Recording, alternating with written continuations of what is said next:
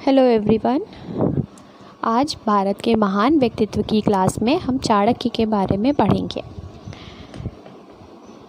एक स्टेटमेंट से शुरुआत करते हैं। मित्र, इस कुश को खोदकर इसमें मट्ठा क्यों डाल रहे हो? इसका कांटा मेरे पैर में घुस गया है। मैंने कांटा तो निकाल लिया, किंतु यह फिर किसी के पैर में न चुभे, इसे जड़ से नष्ट करना चाहिए। ये वार्तालाप चंद्रगुप्त और चाणक्य के बीच का है।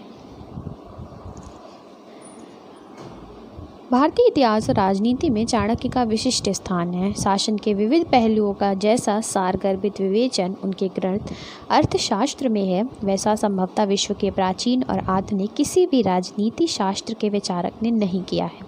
चाणक्य की गिनती विश्व के राजनीति शास्त्र के महानतम चिंतकों में की जाती है।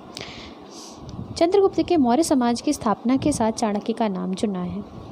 चाणक्य की सहायता, परामर्श, राजनैतिक कूटनीति से चंद्रगुप्त अपने साम्राज्य का विस्तार करने में सफल हुए। चाणक्य का पूरा नाम विष्णुगुप्त चाणक्य था। उन्हें कौटिल्य के नाम से भी जाना जाता है।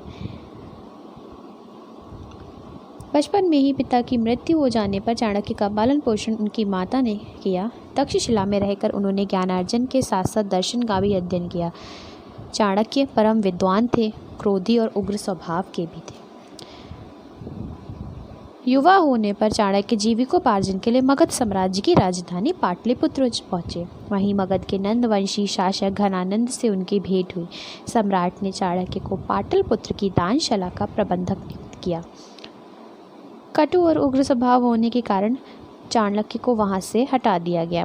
उन्होंने इसे अपना अपमान समझा और घनानंद और नंद वंश के विनाश करने की प्रतिज्ञा ली। वह सदैव इस खोज में रहते कि प्रतिज्ञा कैसे पूरी की जाए। उसी समय उनकी भेंट चंद्रगुप्त से हुई। चंद्रगुप्त बहुत महत्वाकांक्षी थे।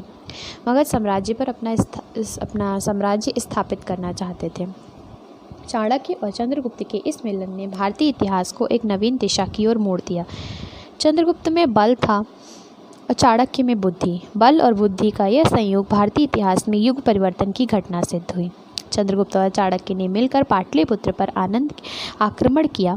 घनानंद की प्रबल सैन्य शक्ति से वे पराजित हुए।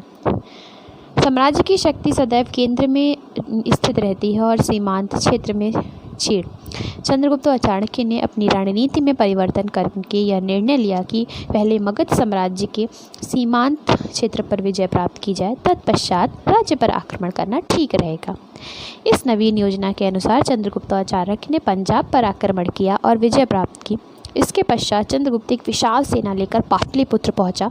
इस युद्ध में घनानंद मारा गया। चंद्रगुप्त ने चाणक्य की सहायता से मगध पर अधिकार प्राप्त कर लिया। चाणक्य ने चंद्रगुप्त का बहुत अच्छी तरीके से राज्याभिषेक कर 321 ईसा पूर्व में उसे मगध का सम्राट घोषित कर दिया।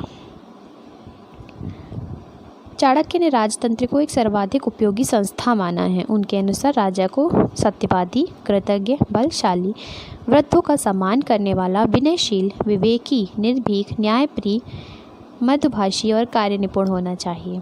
चाणक्य के अनुसार राजा का यह कर्तव्य है कि वह आकस्मिक और प्राकृतिक आपदाओं से नागरिकों की रक्षा करे।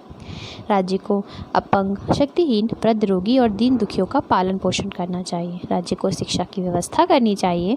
राज्य का यह कार्य है कि साहूकार, व्यापारी, जादूगर, शिल्पीकार, कर्मचारी आदि के शोषण, उत्पीड़न से प्रजा की भली भांति रक्षा करें। व्यापारी अनुपयुक्त दर से क्रय विक्रय न कर सके। राज्य को चाहिए कि वे नियम भी निर्धारित करें। तो चाणक्य एक व्यवहार, इस प्रकार हमने देखा कि चाणक्य एक व्यवहार कुशल राजनीतिज्ञ थे। उन्होंने नीति पर भी एक पुस्तक लिखी। उसमें उनके ऐसे विचार हैं जिनसे पता चलता है कि मौर्य साम्राज्य के निर्माता के रूप में वे सफल रहे। उन्होंने राजतंत्र का समर्थक होते हुए भी निरंकुश स्वेच्छाचारी शासन का विरोध किया।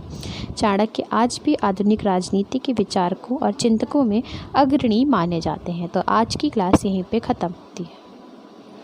Till then, bye bye.